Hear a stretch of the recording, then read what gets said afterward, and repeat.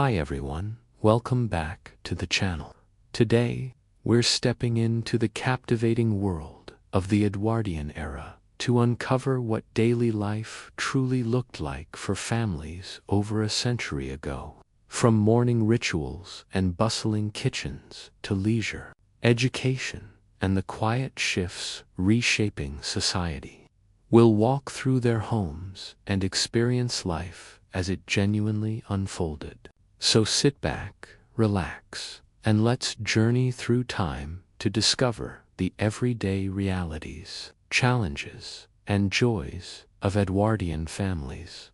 Picture yourself in Britain at the dawn of the 1900s, what historians now call the Edwardian era. The first thing you notice isn't silence, but a vivid mix of old and new everywhere you turn. Horses still clatter over cobbled streets, leaving their marks behind, while noisy, temperamental motor cars rumble past. Gas lamps cast a soft glow along avenues, yet here and there, electric bulbs flicker in shop windows and upper-class homes. There's a palpable sense of anticipation in the eras, if the whole nation stands poised between two worlds, one fading, the other just beginning. Edwardian families lived right at the heart of this transformation. Behind nearly every front door, whether modest and worn or grand and gleaming daily routines, unfolded with a rhythm that feels both distant and oddly familiar. Morning arrives early. In working-class neighborhoods, streets stir before sunrise. The sound of boots on stone, distant factory whistles, and quietly closing doors signal the start of countless new days. Fathers and many sons, not yet grown, step out into the chill, shoulders already weighted with the day's burdens. They head to shipyards, textile mills, mines, railway yards, and workshops. Some squeeze onto crowded trams, faces weary but resolute. Breakfast is seldom lavish. A mug of strong tea, a slice of bread, maybe porridge if supplies allow. There's no time to linger or chat. Time bends to factory clocks, foremen's calls, and the relentless need to earn wages. Inside those same cramped homes, mothers are already busy. Fires must be coaxed back to life, coal carefully rationed, ash cleared, and kettles set to boil. Laundry fills tin tubs, and children must be dressed, fed, and sent off, some to school, others to run errands or begin apprenticeships. Nothing about the morning is slow. Every task is purposeful, driven by necessity. Even warmth must be earned. Never guaranteed, just a short tram ride away. In middle-class homes, mornings unfold differently. These households often reflect rising opportunity: clerks, shopkeepers, teachers, managers, professionals. Their dwellings are tidy, modest, and filled with quiet pride. Patterned carpets, softened floors, family photographs stiffly posed watch. From mantels, a piano sometimes sits in the front parlor, waiting for an evening when someone has time and energy to play. Yet, even here, the day begins early, though often someone else has already gotten it underway. Many middle-class families employ at least one young servant girl, usually from the countryside, who left home to find work in the city.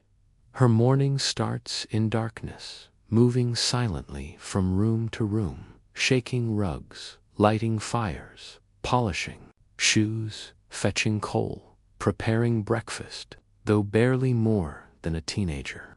She occupies a complex place in the household hierarchy, visible yet unseen, essential yet overlooked. By the time the family descends the stairs, everything appears calm and effortless, as if the house maintains itself, parents dress with care, because appearance isn't vanity, it's reputation. Layers of clothing create structure and formality. Men knot ties and brush jackets. Women fasten corsets and arrange hair meticulously. Even children participate in this ritual of respectability. Boys tug on short trousers and stiff collars. Girls step into dresses that restrict movement but signal propriety. To live respectably is to be seen as respectably in Edwardian society that matters deeply. Climb higher on the social ladder, and another world opens, the grand townhouses and country estates of the wealthy. Here, mornings resemble choreographed theater, each participant knowing their role. Butlers preside over pantries with unquestioned authority. Footmen glide through corridors in crisp uniforms, movements practiced and silent. Housemaids work methodically. Dusting rooms the family rarely enters except for special occasions. Downstairs, the cook commands a bustling kitchen domain, simmering pots, rising bread, clattering pans, all before any family member rings a bell. In these grand homes, the family rarely engages with the labor that sustains their comfort. The day begins with gentlemen reading newspapers, discussing politics, stock prices, or estate matters. Ladies review social calendars, plan visits, write letters, and decide how the household should present itself to the world. Everything is orderly, controlled, steeped in etiquette. Yet beneath that polished surface hums pressure to uphold status, behave correctly, fulfill inherited roles rather than chosen ones. Across all classes, one truth becomes clear the longer you observe. Morning isn't just about waking. It sets the rhythm for the entire day. It's about structure, responsibility, and expectation. Even children feel it. Some walk to school along crowded streets, slates and string-bound books in hand. School is strict, formal, ruled by discipline. Others never reach school at all, instead stepping into apprenticeships, errands, or domestic service, because every penny counts. Childhood isn't yet universally protected. It bends to necessity and class. Inside kitchens, breakfast is prepared quietly, thoughtfully, always with resource calculation. Coal must last, bread must stretch, milk mustn't spoil too soon. Waste feels almost immoral, and thrift becomes a daily art, even in wealthy homes. Extravagance is restraining not from scarcity, but from propriety. Lavishness must appear measured, never reckless. Outside each doorway, the world buzzes with transformation. Streets are cleaner than in past decades, though far from sanitary. Public transport links neighborhoods in ways earlier generations couldn't imagine. Newspapers arrive with headlines full of invention, exploration, empire. People read with wonder about electricity, telephones, moving pictures. Progress feels inevitable, unstoppable, almost magical. Yet, despite this excitement, life remains anchored in routines, especially within the family. Everyone knows their part, even if they question it in private. Fathers feel the weight of providing, mothers carry the invisible labor of maintaining order. Children absorb expectations through repetition, imitation, and adult reminders. These patterns shape identity long before anyone realizes it. Still, softer moments weave through the morning bustle. A mother tucking a scarf around a child's neck against the cold.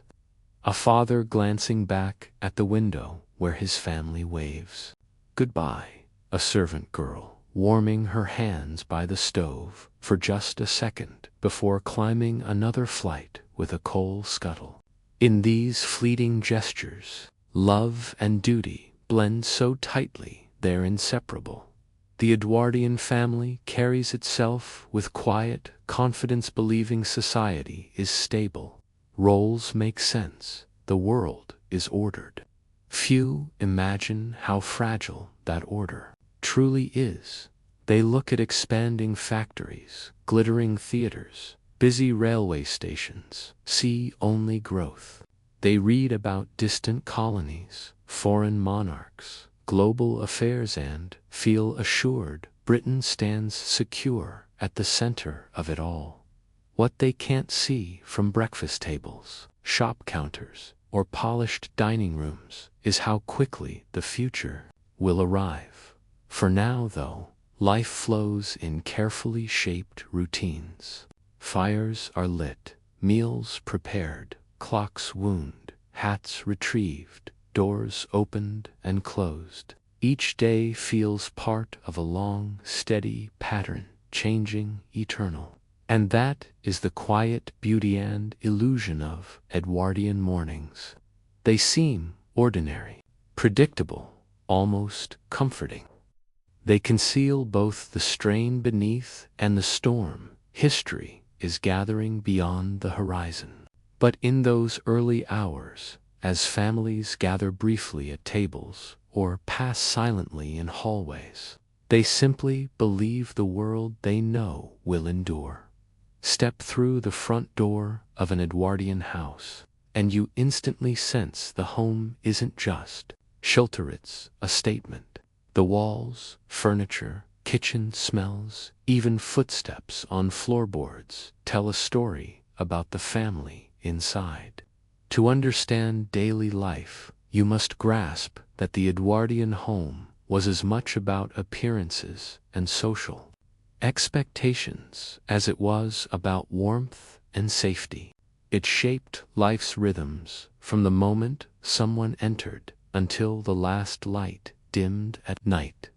Begin in working-class neighborhoods where rows of small brick houses stretch endlessly. The front step is scrubbed regularly because the outside world judges you first by your doorway. Inside, rooms are narrow, ceilings low, space used with precision. The front room may be kept tidy and formal, reserved for guests, so the family squeezes into the back room to live. Many homes share a yard. At the rear stands the outdoor toilet, freezing in winter, miserable in rain, impossible to ignore, yet accepted as normal. A single tap or pump may serve several families, making water something you carry, not something that flows at your command. The air inside blends cold smoke, boiled cabbage, damp walls, and soap. Mothers move constantly because there's always something to do. Laundry takes hours, even days, soaking, scrubbing, wringing, hanging, bringing in, ironing with heavy stoves, heated irons. Clothes are patched, mended, passed from older to younger children, carefully folded into drawers that never seem large enough. The kitchen is the true heart of the house. Almost everything happens there: cooking, washing, ironing, talking, comforting, arguing, dreaming. A pot on the stove might hold stew stretched over several meals, occasionally enriched with meat, if affordable, but often thin to make it last. Privacy barely exists. Children share beds, sometimes sleeping top and tail to save space. Grandparents or unmarried relatives may live under the same roof. Private thoughts are held quietly inside, because there's rarely a corner to be alone. Yet, for all its limits, this world holds warmth. Families talk at table, share jokes, tell stories, cling to tender moments. The house may be small, but it's their pride. Floors are swept, brass polished, curtains washed when possible, because dignity isn't measured by money alone, but by effort and care. Move outward to the growing suburbs, and you enter the Edwardian middle-class world. These homes are larger, brighter, with small gardens and decorative touches. A hallway leads to neatly defined rooms, a sitting room for guests, a dining room for family meals, a kitchen at the back where unseen work happens, floral wallpaper, framed photographs of weddings and stiffly posed children, souvenirs, seashells from seaside holidays, porcelain ornaments, carefully displayed books fill shelves and mantels. These objects aren't accidental. They speak of respectability, culture, aspiration.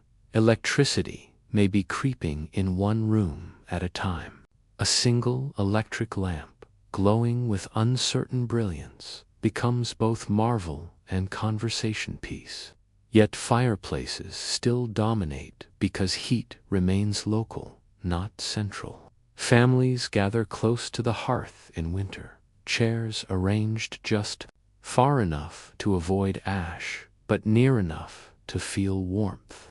The crackle of coal becomes part of evening's soundtrack.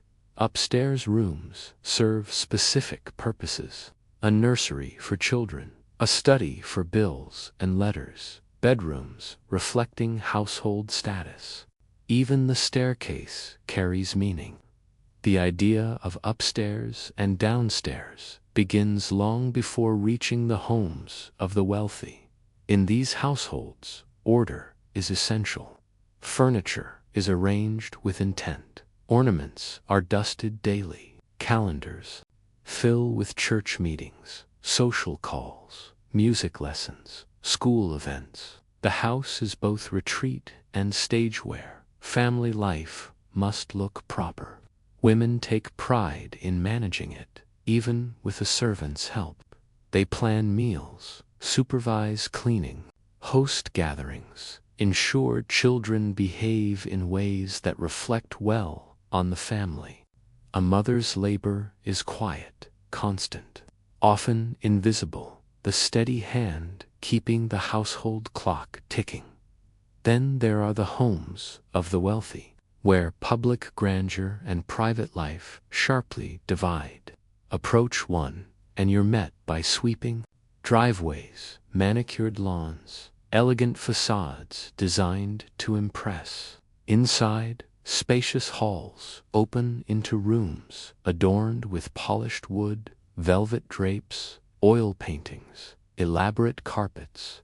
Every object declares status: crystal chandeliers, grand pianos, gilded mirrors reflecting vast rooms. Yet this magnificence rests on layers. Beneath family spaces lie servants, passages, kitchens, storerooms, quarters, the invisible infrastructure enabling all that elegance. Bells hidden in walls connect rooms to a board in the servants' hall. When one rings, a maid hurries silently to respond. Servants move quickly, but discreetly, expected to be efficient, never intrusive. The household is divided by physical and social boundaries, not hostile, but unmistakable. Children in these homes are raised under strict routines, managed by nannies and governesses, often spending more time with caregivers than parents. They eat in nurseries, not dining rooms, until old enough to join adult conversation. Even family dinners follow ritual: multiple courses, precise seating, strict rules on speech and behavior. The home becomes a training ground in manners, self-control, and class identity, despite vast differences in comfort and wealth. All Edwardian homes share one idea: the household is life's anchor. It's where dreams form and disappointments settle, where news is absorbed, births, illnesses, job changes, losses. Walls witness laughter as much as sorrow. One family might silently worry over rumored layoffs. Another might debate over tea whether to buy new furniture or save for a holiday. Decisions feel meaningful because they ripple through everyone under one roof. In every Edwardian kitchenry, regardless of class, you find resourcefulness. Recipes adapt to what's affordable, what lasts, what fills stomachs while feeling nourishing. Women instinctively calculate how much flour remains, how to stretch milk with water, when to bake bread to use existing stove heat. Even in grand houses, this practicality exists, carried out by cooks, not mistresses. Leftovers are repurposed. Bones boiled, pastry scraps, reborn as new dishes. Hospitality depends less on abundance than careful planning. There's also an emotional life to the house outsiders rarely see. In small homes, arguments flare over money or tired tempers, yet laughter often follows quickly because close quarters demand reconciliation. In middle-class homes, quiet tensions arise between comfort and fear of financial decline. A new rug or piano may symbolize success, but also risk. In wealthy homes, amid all the grandeur, loneliness may linger. Large rooms echo when relationships grow distant, and expectations weigh as heavily as any financial worry. Look closer, and you see how the Edwardian home shapes roles. A father stepping through the door leaves public life for the sometimes warmth, sometimes silence of home. A mother moves between manager, caregiver, diplomat, emotional center often without recognition.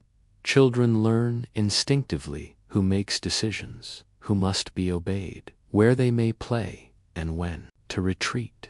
The rhythm becomes so natural, few question it openly even when it limits personal hopes. Home decoration itself becomes a language. Heavy drapes and dark furniture signal old-fashioned respectability. Lighter fabrics and florals whisper modern taste.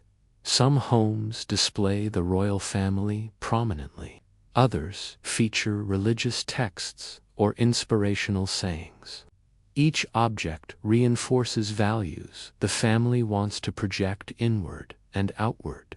Even modest households display something symbolic. A wedding clock, and you hear the soundtrack of Edwardian domestic life. Crackling fires, clattering dishes, ticking clocks.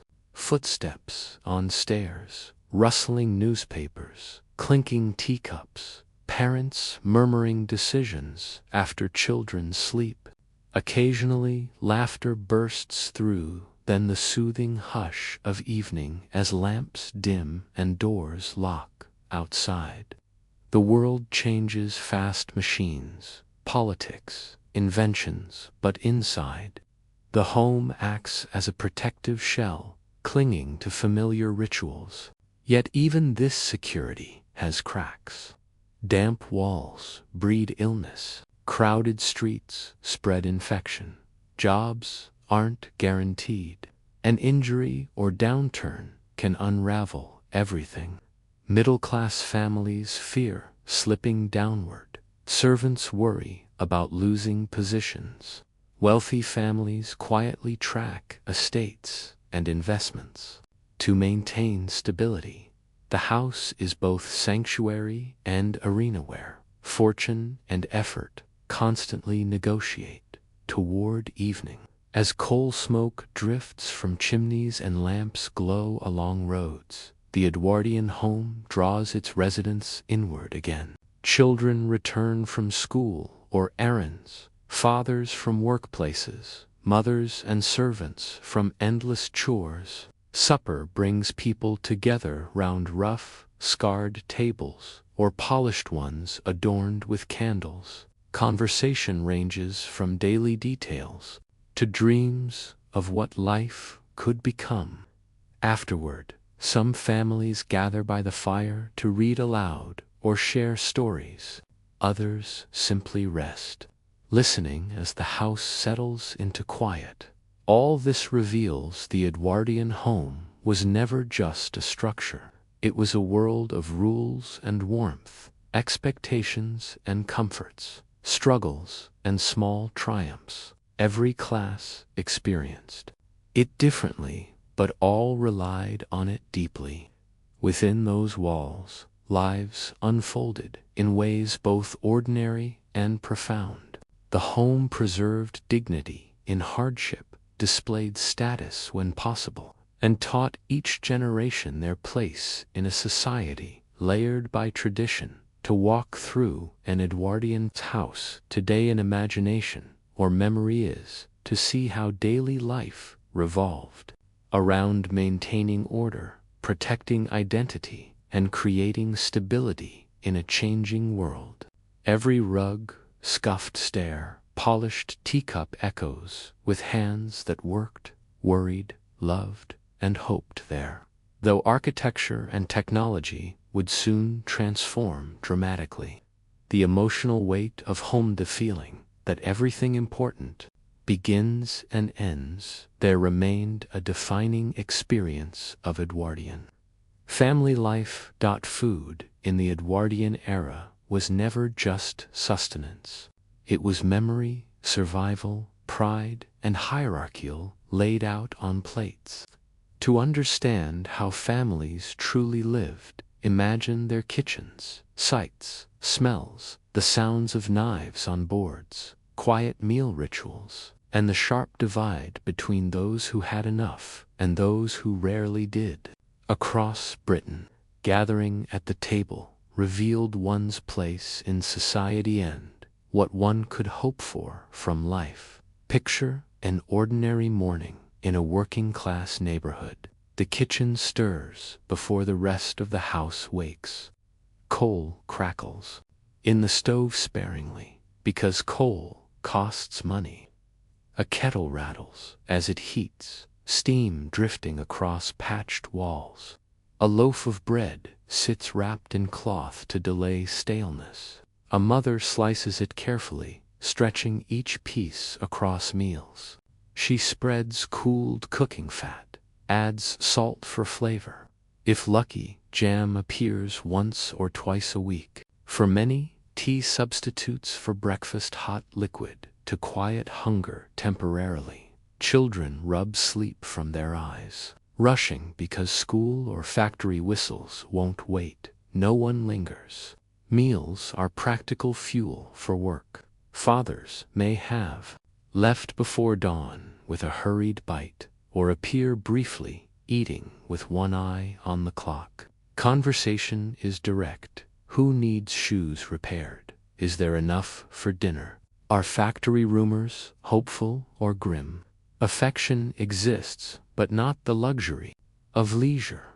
Meanwhile, in a middle-class kitchen, breakfast is modest but structured. Porridge, eggs, toast, bacon on good days. A servant girl sets the table precisely. The mistress gives quiet instructions, balancing comfort and thrift. The family eats together, when possible not out of need, but to reflect order.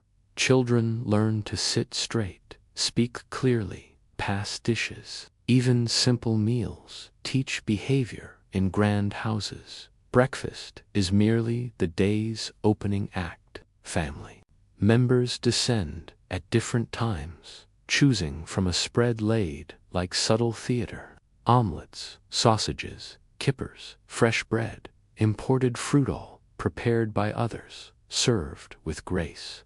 Newspapers rustle, tea pours delicately, silverware clinks, reminders that refinement matters as much as nourishment. Servants glide at the edges, attentive yet unseen, ensuring seamless service. Yet even here, food isn't careless. Wealth eases choices, but ritual still governs everything. For the wealthy, the table is a stage reaffirming respectability and superiority daily across classes. The midday meal marks a pause, though its form depends entirely on circumstance. Laborers eat outdoors or in break rooms, bread folded around, cheese, cold potatoes, leftover stew in a tin. They rest roughened hands, talk wages, strikes, hopes for better weeks. The meal is simple, but binds people together. In those moments, laughter erupts, frustrations ease, worries lighten. Middle-class homes may serve lighter lunches, sandwiches, or soup-saving dinner for evening gatherings. Housewives plan menus carefully, flipping through cookbooks or handwritten recipes, calculating what stretches furthest. They master not just cooking, but accounting, turning shillings into meals in wealthy dining rooms. Luncheon includes delicate courses, consomme, cold meats, salads, tarts eaten with deliberate pacing. Each element has its proper dish, fork, serving method. These spaces, with high ceilings and polished wood, exist to impress guests and reinforce social order. Scarcity feels distant, though it shapes the lower floors, where servants measure their own portions. As evening approaches, dinner emerges as the day's most symbolic meal. For working families, it's more than warmth, it's hope. A pot simmers patiently, built from whatever could be found or afforded. Softened vegetables, broth, scraps of meat for flavor, barley to thicken. Children wait eagerly, sometimes dipping bread into stew before permission. A rare Sunday roast becomes a weekly highlight, not just for the meat, but for its rituals. Families sit longer, talk more, briefly forget the day's harshness. Mothers perform kitchen miracles, balancing hunger, health budgets with constant creativity. Leftovers become bone soups, fried potatoes, bread puddings, pies. Nothing is wasted, not from rules, but because waste threatens survival. As children grow, they instinctively understand why plates must be cleaned and crumbs saved. In middle-class homes, dinner reinforces respectability. Tables are set with cloth neatly, folded napkins, maybe simple flowers. Father sits at the head, mother nearby, children by age. Dishes arrive in courses, soup, main, dessert, even if portions are modest. The ritual marks a boundary between the outer world and shared family identity. Values are taught not through speeches, but nightly habits, waiting to be served, thanking the cook, avoiding complaints. In upper-class homes, dinner feels almost theatrical. Guests may join, candles glow. A butler orchestrates service like a conductor. Servants bring courses with quiet precision: fish, poultry, game, sauces, gleaming desserts. Conversation drifts through politics, travel, literature, alliances, even. Silence carries meaning. A misstep can reveal more than intended. The family doesn't just eat, they perform centuries of social expectation. But beneath the glitter, deeper truths exist. For servants, dinner is the most exhausting time. They lift heavy trays, stand for hours, time every move perfectly. Their own meal comes later, often from leftovers eaten with gratitude and laughter. They watch luxurious dishes pass through their hands without tasting them, aware of their distance from the world they sustain. Food also reveals profound truths about gender. Women mistresses or maids bear most meal-related responsibility. They plan, prepare, manage, stretch, serve. Cooking is both skill and burden admired when perfect, criticized swiftly when flawed. A burnt roast or flat loaf can feel like personal failure. Some women take pride in mastery. Others feel trapped by repetition. Yet nearly all understand food is their daily negotiation with love, money, and expectation.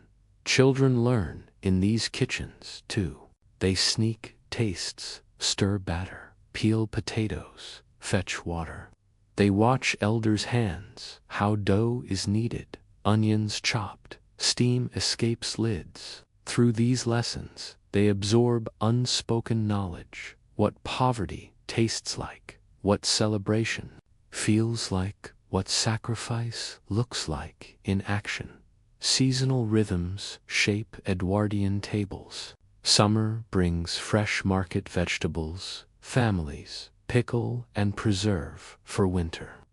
Autumn offers apples and root vegetables stored carefully against rot. Winter meals rely on stews, porridge, bread comforting but monotonous. Spring returns greens. To plates a symbolic renewal. Technology creeps in subtly. Canning revolutionizes storage.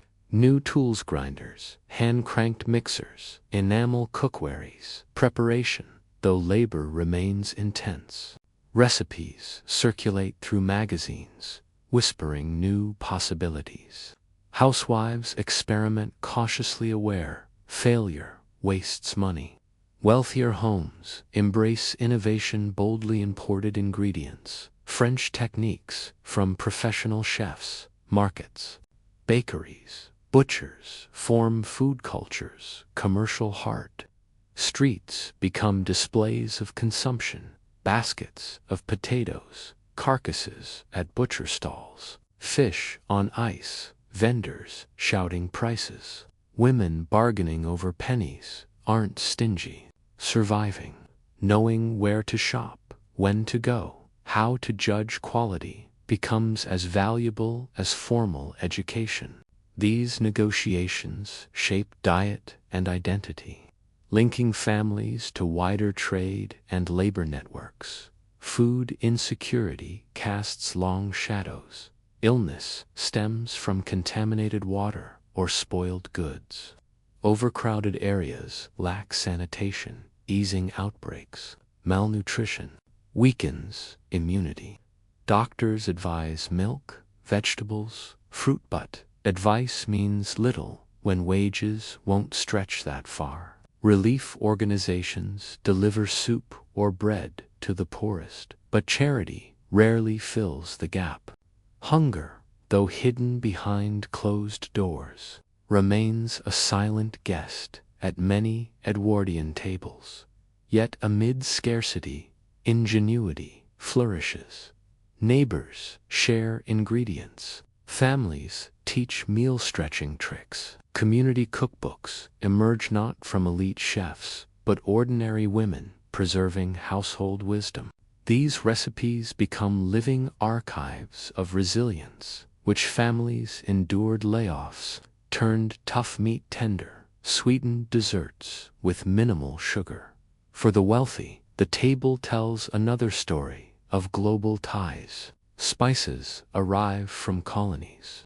Tea crosses oceans. Pineapples, bananas, exotic fruits appear as luxury symbols. Few consider the immense labor or imperial systems behind them. Instead, these foods quietly reinforce a worldview where Britain sits at the center, entitled to distant riches. Celebrations transform meals into ceremonies. Christmas dinner may feature roast goose or turkey, golden potatoes, pudding steamed for hours and doused in brandy.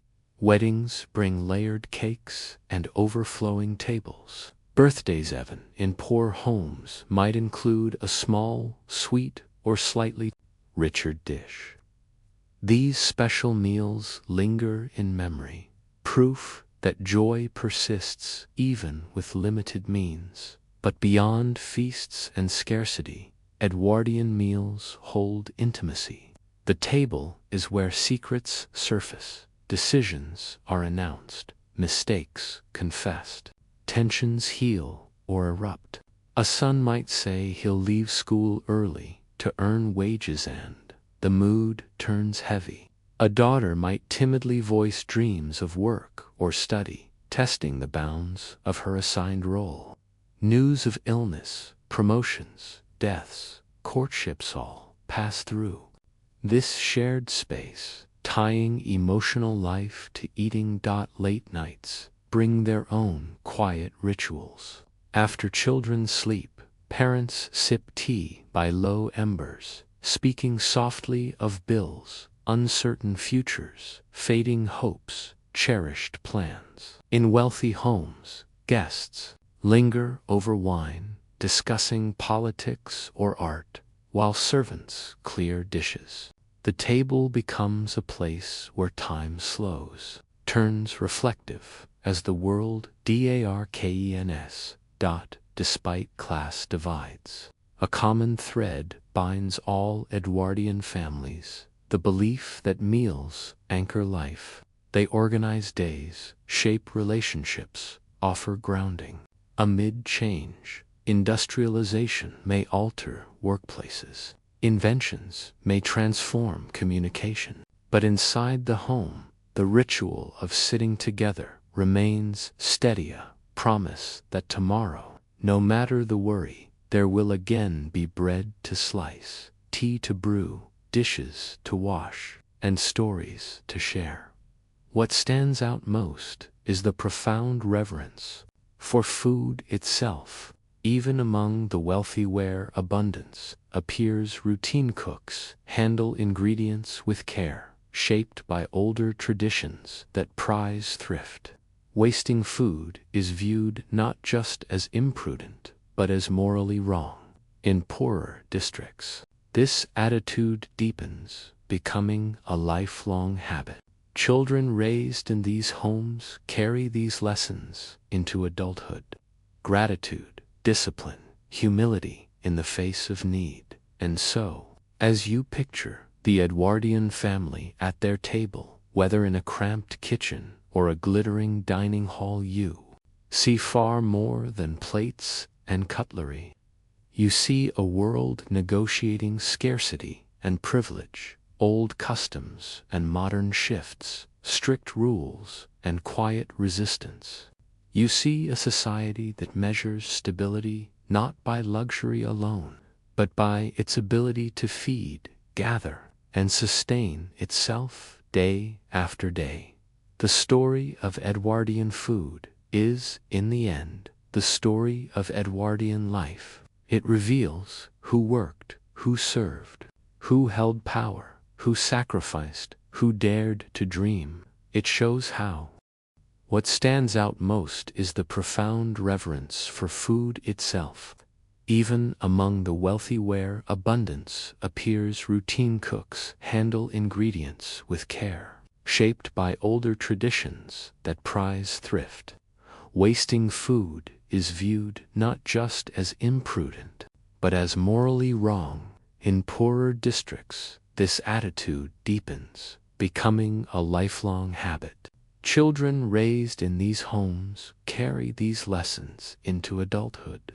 Gratitude, discipline, humility in the face of need. And so, as you picture the Edwardian family at their table, whether in a cramped kitchen or a glittering dining hall, you see far more than plates and cutlery. You see a world negotiating scarcity and privilege, old customs and modern shifts, strict rules and quiet resistance. You see a society that measures stability not by luxury alone, but by its ability to feed, gather, and sustain itself day after day. The story of Edwardian food is, in the end, the story of Edwardian life.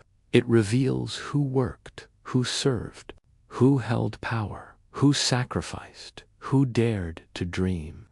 It shows how families expressed love not always through words, but through steaming bowls of soup, carefully sliced fruit, or crumbs saved for breakfast. It reminds us that history isn't only written in grand events or political speeches, but also in kitchens, pantries, and at tables where ordinary people lived the quiet drama of survival and belonging. As afternoon turns to evening in Edwardian Britain, the rhythm of daily life shifts. The heat of industry, school, housework, and routine begins to cool. People turn homeward, and families slowly gather again beneath their roofs. For many Edwardian households, this late part of the day is when public life yields to private ritual land. When the purpose of all the day's labor becomes most visible, you begin to see that home is not just a place to sleep. It is a stage where social values, hopes, and quiet struggles unfold. The first to arrive are often school children. They spill onto streets in clusters, shoes scuffing gravel, arms full of worn books. Some linger for play, reluctant to return to duty. Others hurry home, drawn by warmth and the familiar smells of kitchen fires. For those who work instead of study, young apprentices, errant boys, factory girls, the return carries a different weight. Their hands may be rough, their backs sore, but there's relief in crossing the threshold, knowing they've added to the family's earnings. Inside, preparation intensifies. In working-class homes, mothers plan the evening meal like quiet strategists. Pots simmer on the stove. Every ingredient is stretched. Whatever was affordable at market becomes dinner: boiled potatoes, cabbage, perhaps a scrap of meat or fish. If luck allowed, thick bread, and always tea. The dependable comfort on nearly every table. The smell fills narrow rooms, wrapping around children, huddled by the hearth, waiting, whispering, sometimes bickering in low voices.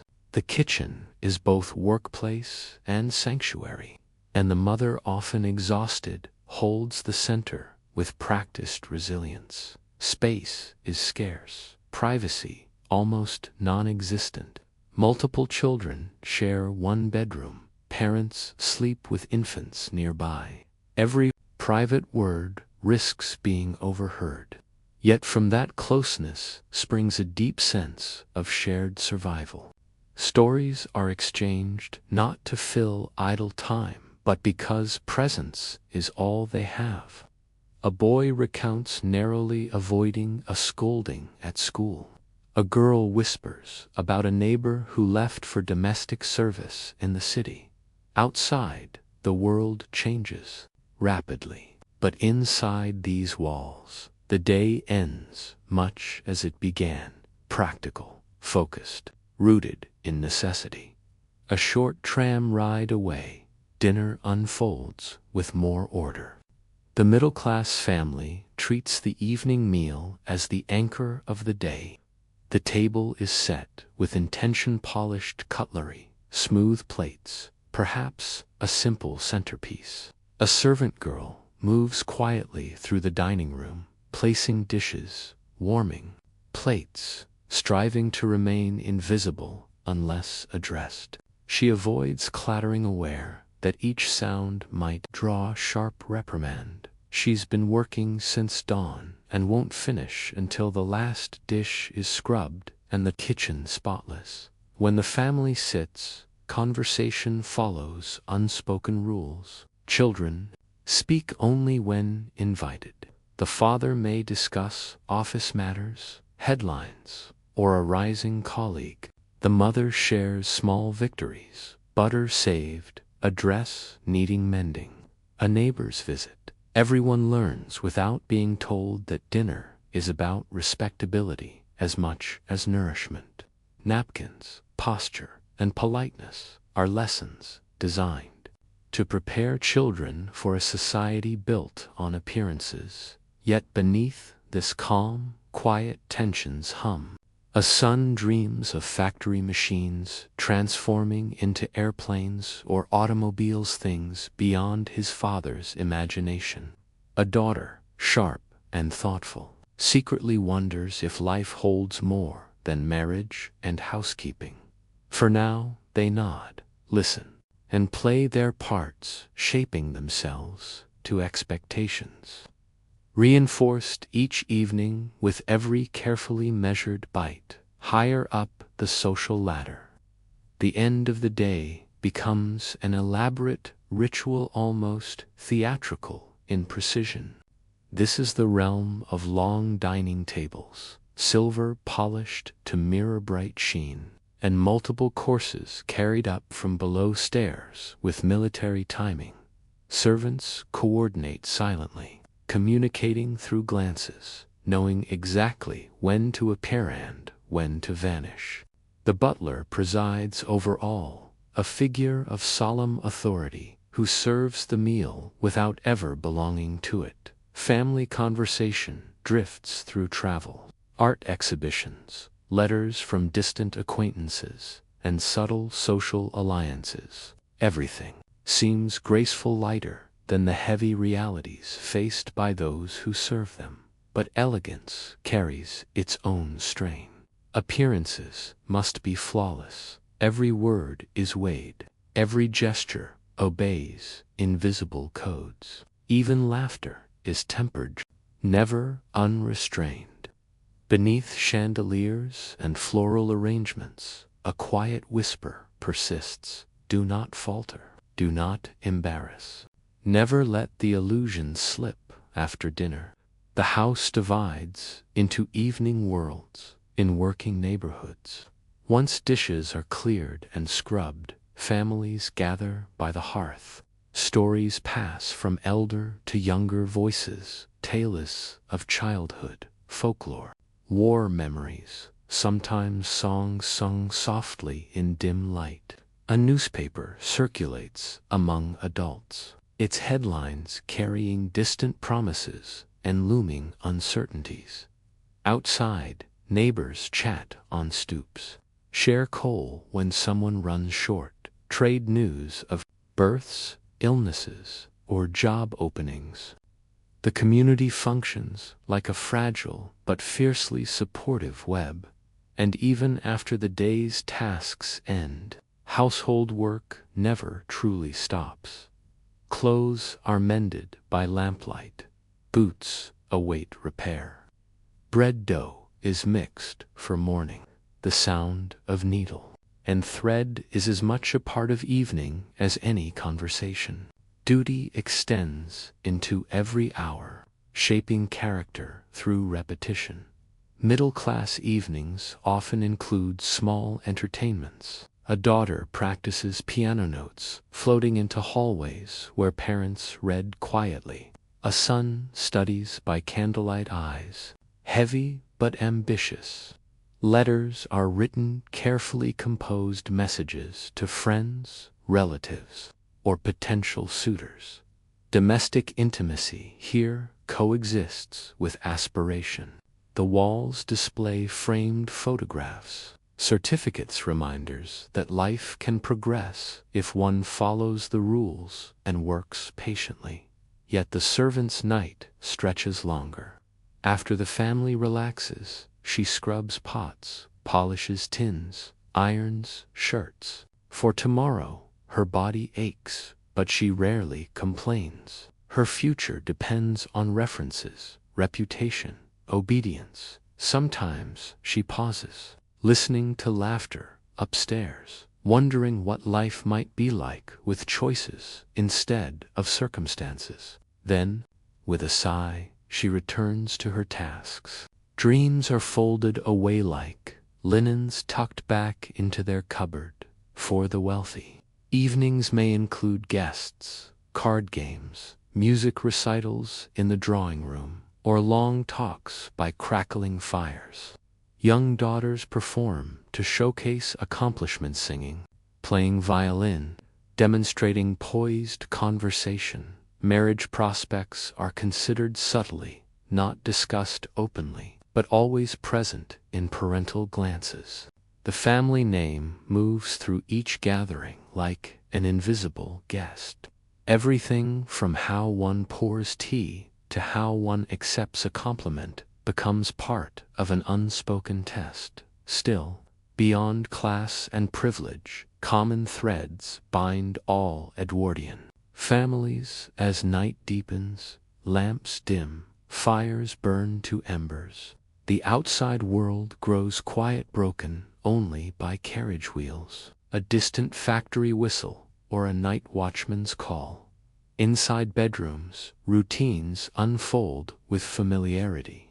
Children kneel for evening prayers, whispering hopes for safety, success at school, or a loved one's recovery. Parents tuck blankets tight, check windows, secure doors. Even those with little cling fiercely to dignity. Fresh water in a basin, a folded shirt laid out, shoes placed side by side like small promises. Sleep, however, isn't fully restful, for all workers worry about layoffs or injuries that could bring crisis. Mothers listen to a child's cough, wondering if it's harmless or dangerous. Servants fear mistakes that might cost their post. Among the upper class, anxieties take different forms: pressure to sustain rank, manage estates wisely, arrange advantageous marriages. Worry follows wealth as surely as poverty, only dressed more elegantly. Beyond these private fears lies a broader unease few can yet name. Newspapers speak of alliances, arms races, political tensions, distant conflicts. But for now, they seem remote topics for discussion, not lived reality. Families read them, debate lightly, then fold the pages away. They cannot see that history is quietly cracking the foundation beneath their lives. Perhaps a mother senses it when she looks at her sons and wonders what kind of men they'll be asked to become. Perhaps a father feels it when he lingers at the door, sensing the future may demand more than steady labor. But night softens such thoughts. Wrapping them in routine and the gentle illusion of continuity. As silence settles over Edwardian streets, you grasp something essential. Family life in this era isn't just about meals, chores, and rituals. It's about identity anchored to roles that feel unchangeable. Each person, father, mother, son, daughter, servant, occupies a clearly defined place, taught by repetition and upheld by society. Some find comfort in that certainty. Others, though they can't yet say it aloud, feel the first stirrings of restlessness. The homes themselves become metaphors. Modest cottages with soot-darkened walls speak of endurance. Middle-class terraces reflect aspiration wrapped in restraint. Stately mansions display confidence, part pride, part performance. Together, these households weave the fabric of a society, convinced of its stability, unaware of the trials ahead. Finally, one by one, lights go out. Coal settles into gray ash. The last footsteps fade upstairs. Across cities, villages, and country estates, Edwardian families slip into sleep, believing tomorrow will mirror today, predictable, ordered, governed by the same timetables and traditions. Fathers will rise to work. Mothers will manage households. Children will learn, help, and grow into roles already imagined for them. And yet, beyond the horizon, a new century gathers force. Technology accelerates. Social movements awaken. Global tensions inch toward eruption. None of this intrudes on these peaceful bedrooms. Not yet. tonight. There is only the gentle breathing of families at rest and aware that the world they believe so solid is already beginning to shift. As the Edwardian world moved beyond the rituals of work and evening meals, families also carved out moments that revealed who they were when duty briefly loosened its grip. These were hours of leisure and quiet joy when laughter flowed more freely, curiosity reached beyond need, and the era's hopes and contradictions grew especially clear. How Edwardian families spent these spare moments reveals as much about them as their labor ever could. It shows their dreams, their limits, and the subtle ways life was beginning to stretch toward change. For many working-class families, leisure existed only in small pockets wedged between exhaustion and sleep. Sunday was the most precious of these intervals. Factories slowed or fell silent. Markets buzzed. Streets filled with families in their best clothes, walking with pride born of temporary freedom from industrial schedules. Children polished shoes, mothers inspected collars, fathers stood a little straighter. Even threadbare garments were brushed, stitched, and cared for as symbols of dignity. Much of Sunday centered on church or chapel. Bells echoed through neighborhoods, weaving through brick terraces and smoky rooftops. Faith offered comfort and community, but also a moral compass. Families filled pews, boys fidgeting, girls smoothing dresses, parents attentive. Sermons reinforced humility, duty, respect, and perseverance. The message often pointed to reward, not in this life, but the next, reminding listeners that endurance held meaning beyond the grind. Afterward, steps slowed as people greeted neighbors, shared news, or quietly discussed what stirred them most. Yet, leisure wasn't only solemn. After church, picnics might spread in public parks among the era's great democratic spaces. These green oases, created by reformers who believed in nature's moral power, invited families to breathe, rest, and simply be together. Children rolled hoops or kicked balls. Parents laid simple meals on blankets. Music sometimes drifted from bandstands. For a few hours, the city's noise faded. The air felt lighter. People remembered that gentleness could exist even within hardship. For others, leisure meant a seaside holidays for over many months. Railways made such escapes more reachable than ever. When the day finally came, children ran to the shore with cries of joy. Shoes abandoned, trousers rolled, skirts lifted from the surf. Vendors sold rock candy. Bright umbrellas dotted the sand.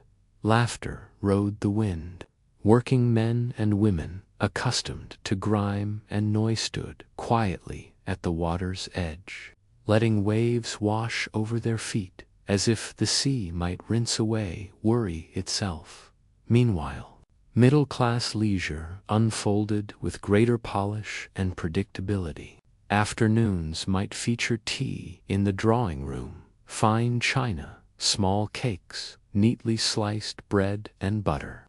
Conversation carefully measured. Guests were invited. Introductions practiced. Etiquette rehearsed like a script. The drawing room became a stage where manners mattered as much as companionship. Children observed from the edges, absorbing lessons in composure, diplomatic smiles, careful phrasing.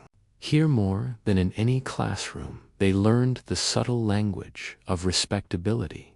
Books played a central role. Shelves lined with novels, poetry, travel journals, and scientific works hinted at dreams of intellectual growth. Parents encouraged reading partly from moral belief that good literature shaped character, partly from ambition.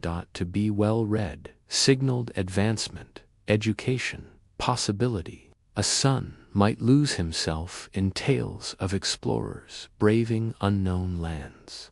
His sister, though limited by societal expectations, might find quiet inspiration in heroines who showed intelligence, resilience, or courage. Music filled many middle-class evenings. The family piano stood not as mere decoration, but as proof of cultivation. Daughters spent years mastering scales, learning pieces to perform for guests as evidence of refinement. The ability to play beautifully made a young woman seem more marriageable, graceful, accomplished. Yet within those rehearsed performances, something genuine often bloomed: an emotional voice, a way to express feelings that couldn't otherwise be spoken. Fathers might pause from the newspaper just to listen, smiling, faintly reminded that domestic life held beauty beyond duty. Even leisure, however, reflected hierarchy. Servant girls rarely enjoyed slow afternoons. While families relaxed, servants polished trays, boiled kettles, trimmed lamps, carried refreshments from kitchen to parlor. Their leisure came late, squeezed into fragile slivers of night, when feet throbbed and eyelids drooped. A few pages of a borrowed book, a quiet chat by the scullery door, a brief step outside to feel evening air, these became their treasures. The contrast between relaxation above stairs and labor below stairs was constant, shaping how each person viewed their place in the world. For the wealthy, leisure functioned almost as a profession. It wasn't merely enjoyed, was curated. House parties, shooting weekends, elaborate dinners, formal dances filled calendars. Vast lawns hosted croquet, tennis, and strolls. Guests arrived with trunks and valets, greeted by butlers, ensuring every visit flowed with elegance. These rituals reinforced alliances, encouraged strategic marriages, and subtly measured social standing. To refuse an invitation at the wrong moment could spark gossip. To host poorly might damage reputation for years.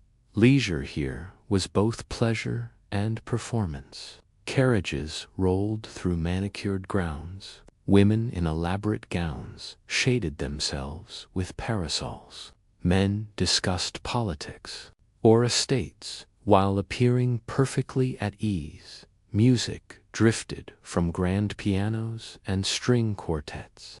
Candlelit halls glowed late into the night, while servants in livery moved with quiet choreography. These evenings felt almost magical, removed from ordinary struggle. Yet beneath the brilliance lay pressure. A daughter's posture at dinner, a misplaced remark, an unfashionable dress, any small misstep could shape social fortune. Wealth didn't erase anxiety. It simply dressed it in silk. As the Edwardian years progressed, leisure began to reveal something else. The impact of modernization on the imagination. Cinemas flickering, picture palaces astonished audiences by turning shadows into story. Families who could spare a ticket lined up to see moving images of faraway lands, comic mishaps, heroic deeds. Children stared wide-eyed, amazed that pictures could come alive. For many, it sparked new dreams of travel, romance, worlds beyond their streets. The idea that entertainment could transport people not just from homes, but from the expectations that shaped those homes was quietly revolutionary. Organized sports also gained momentum. Boys kicked footballs in open fields. Newspapers began celebrating athletes as icons. Athleticism became tied to character, discipline, teamwork. Fairness and parents encouraged participation as moral training. Spectatorship wove itself into leisure culture. Crowds gathered at matches, cheering together, sharing energy that crossed class lines more freely than most spaces allowed. For a few hours, supporters united through excitement, not social rank. Women's leisure transformed too, though often within limits. Middle-class ladies formed reading circles, charity groups, and social clubs, ostensibly for improvement or benevolence.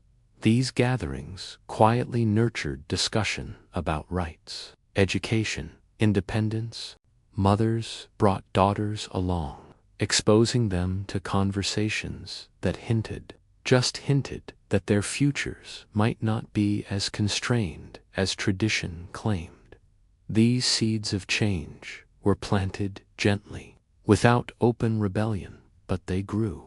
Nonetheless, at the same time, the fashion of strolling along promenades, especially in seaside towns or city parks, created spaces where families displayed themselves publicly. Clothing became visual language. Hats, gloves, tailored garments communicated status. People walked not just for air or exercise, but to be seen and assessed in this world. Reputation floated beside each person like a shadow. A misbuttoned coat, a scuffed shoe, improper behavior any could draw silent judgment. Leisure, therefore, was never entirely free. It existed within invisible boundaries. Evenings offered another canvas.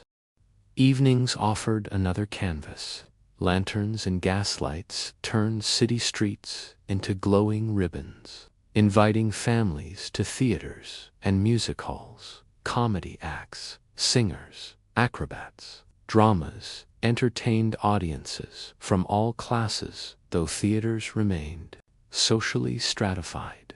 Boxes and balconies offered privacy and prestige. Gallery seats overflowed with laughter, cheers, occasional heckling.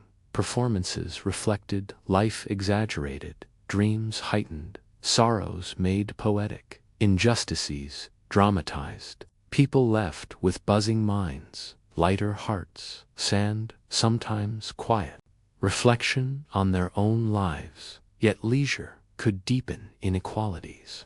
While middle-class children practiced piano or attended school picnics, working-class children might spend evenings selling papers, helping with home-based piecework, or caring for younger siblings.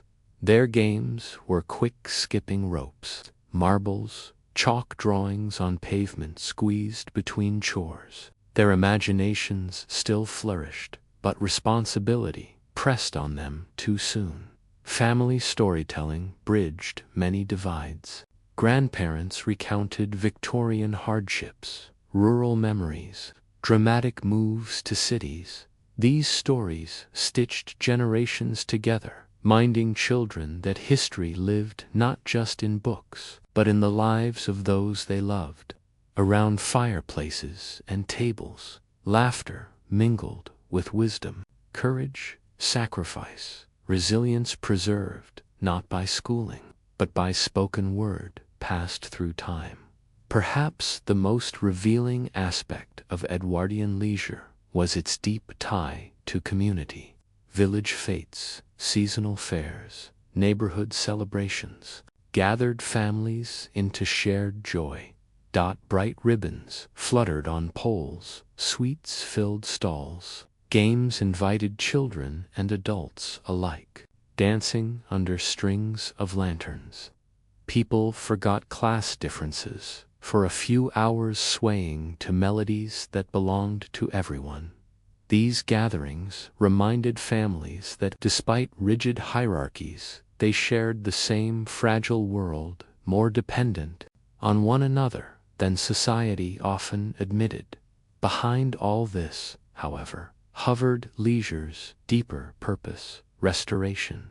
The relentlessness of work, the weight of expectations, The discipline of social norms required release without moments of laughter, music, conversation, or reflection. The Edwardian structure might have fractured sooner. Leisure acted as a quiet safety valve, soothing tensions before they erupted, helping families balance duty and humanity. Yet leisure also whispered change.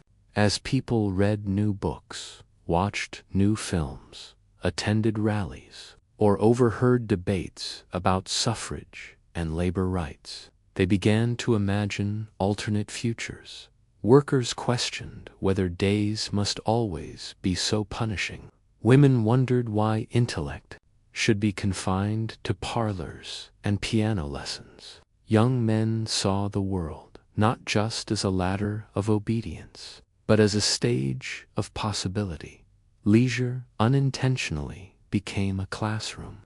For dissatisfaction, a place where minds had just enough space to explore different paths. Technology played a key role. Telephones entered wealthier homes, tightening emotional bonds.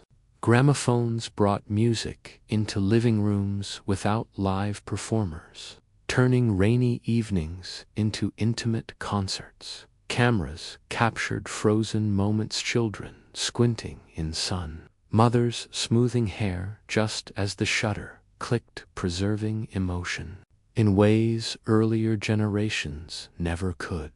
Photographs turned ordinary moments into memory anchors, reminding future viewers that even simple Sundays held private worlds worth remembering still. Leisure was never evenly shared. Some families lived so close to the edge that rest itself felt dangerous. A pause meant lost wages stand. Lost wages could mean hunger for them. Leisure became spiritual rather than material, a shared joke, a lullaby, a stolen moment, watching sunset over factory chimneys. Their resilience created beauty from scarcity, making even tiny graces meaningful. As we observe these families, another truth emerges. Leisure shaped not only how they lived, but how they loved. Walks taken together, letters exchanged across distances, board games by lamplight, quiet moments sitting side by side. These experiences wove emotional intimacy into daily survival. They taught children that connection mattered. They reminded adults why work was endured without leisure. Relationships would have become purely functional, stripped of warmth. With it, the Edwardian home, despite its strictness and inequalities, still pulsed with human tenderness. And beyond every park bench, concert hall, and seaside promenade stretched a horizon unknowingly darkening. The laughter at fairs, the music from ballrooms, the applause in theaters, all would soon be pierced by world-shattering events. But at that moment, the Edwardian family sensed no rupture. They believed leisure was simply a pleasant reward for effort, not the last calm before upheaval. They rested, they celebrated, they planned holidays, dances, summer excursions, unaware that history was quietly counting down. Looking back, what makes Edwardian leisure so compelling is its fragility. These ordinary moments, of father teaching a child to ride a bicycle, a mother reading aloud by the fire, sisters whispering secrets in the garden, feel like glass. They glimmer gently, holding light, yet any sudden shock could shatter them. We know what lies ahead. They did not. And so, when we imagine these families scattered across towns and countryside, filling evenings and weekends with small joys and rituals, we see more than nostalgia. We see the final chapter of a world that believed order was permanent and progress was gentle. Leisure allowed them to dream, but those dreams were still framed by rules from an earlier century. They were stretching, yes, but not yet breaking free. Soon, however, pressures of politics, industry, technology, and social reform would challenge those old structures in ways no one could fully predict. But before that reckoning came, Edwardian families cherished their moments of companionship and escape, clinging to them as proof that life was more than obligation. In gardens, theaters, parks, parlors, and along endless shorelines, they built memories, not knowing how precious they would become.